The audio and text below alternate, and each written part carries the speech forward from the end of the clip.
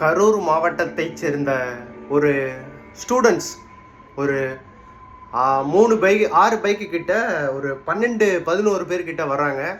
எங்கே வராங்க? நம்ம திண்டுக்கல் மாவட்டம் ஒட்டன்சத்திரம் அருகே உள்ள கீழ்த்தலையூத்து அருவின்னு சொல்கிறாங்க. அங்கே வராங்க. அங்கே வந்து குளிக்கிறாங்க, நல்லா என்ஜாய் பண்ணுறாங்க, நல்லா இருக்காங்க. அதில் தான் மேல் தலையூத்து அருவி வந்து ஃபாரஸ்ட் டிபார்ட்மெண்ட்டாலேயும் நம்ம தமிழ்நாடு கவர்மெண்ட்டாலேயும் அது தடை செய்யப்பட்ட பகுதி. அதாவது ரொம்ப ரிஸ்க்கு, உயிர் போகிற அளவுக்கு ஒரு ஆபத்து நிறைந்த பகுதி அப்படின்னு சொல்லி ஃபாரஸ்ட் டிபார்ட்மெண்ட் அதை வந்து பிளாக் பண்ணி வச்சுருக்காங்க. பசங்க பூரா என்ன பண்ணிடுறானுங்க, ஒரு 2 பசங்க என்ன பண்ணுறாங்க, மேல் தலையூத்து அருவியில் வந்து தடை செய்யப்பட்ட அந்த பகுதிக்கு வந்து லைட்டாக ஸ்லிப் ஆகி 30 அடி ஆழத்தில் வந்து விழுந்துடுறாங்க. 30 அடி ஆழத்தில் விழுந்தோன்னே 2 பேருமே தத்தளிக்க ஆரம்பிச்சிட்டாங்க தண்ணியில் விழுந்து.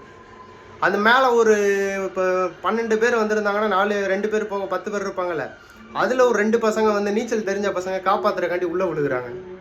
அவனுங்களையும் தண்ணி இழுத்து 3 பேர் நைட்லேருந்து தேடி காலையில் வந்து பாடியாக எடுக்கிறாங்க. 3 பேர் வந்து டெத்து.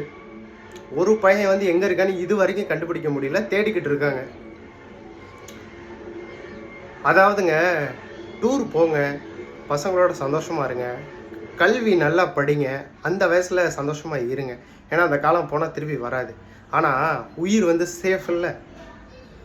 நான் மறுபடியும் என்ன சொல்கிறேன்னா, உங்களை விட உங்கள் குடும்பம் பின்னாடி இருக்குன்னு நினச்சி பார்த்தீங்கன்னா அந்த மணிக்கு தடை செய்யப்பட்ட பகுதிக்கெல்லாம் நீங்கள் போகவே மாட்டீங்க.